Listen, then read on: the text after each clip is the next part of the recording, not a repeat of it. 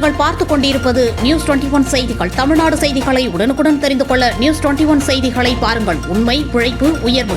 நாமக்கல் மாவட்டம் புதுச்சத்திரம் அடுத்த நவனி தோட்டக்கூர்பட்டி ஓலைப்பாளையம் பள்ளிப்பட்டி கிராமத்தை சார்ந்த 60க்கும் மேற்பட்ட ஆண்கள், பெண்கள், குழந்தைகள் என நேற்று தனியார் பேருந்து ஒன்றில் மேல்மருவத்தூர் ஆதிபராசக்தி கோவிலுக்கு சென்றுவிட்டு இன்று அதிகாலை ஊர் திரும்பியுள்ளனர்.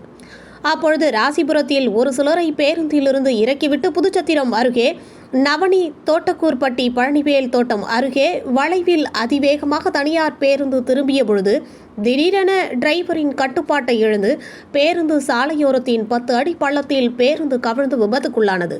இதில் பேருந்தில் இருந்த 20 பேர் காயமடைந்தனர். இதனையடுத்து காயமடைந்தவர்களை அருகே இருந்த ஊர் மக்கள் மீட்டு சிகிச்சைக்காக நாமக்கல் அரசு மருத்துவக் கல்லூரி மருத்துவமனைக்கு சிகிச்சைக்காக அனுப்பி வைத்தனர். அங்கு அவர்களை சிகிச்சை அளிக்கப்பட்டு வருகிறது. இதில் ஒரு பெண்ணுக்கு பலத்த காயம் ஏற்பட்டு கவலைக்கிடமாக இருந்ததால் முதலுதவி சிகிச்சை அளிக்கப்பட்டு மேல் சிகிச்சைக்காக சேலம் அரசு மருத்துவமனைக்கு அனுப்பி வைக்கப்பட்டுள்ளார். விபத்து குறித்து புதுச்சத்திரம் போலீசார் வழக்கு பதிவு செய்து விசாரணை மேற்கொண்டு வருகின்றனர்.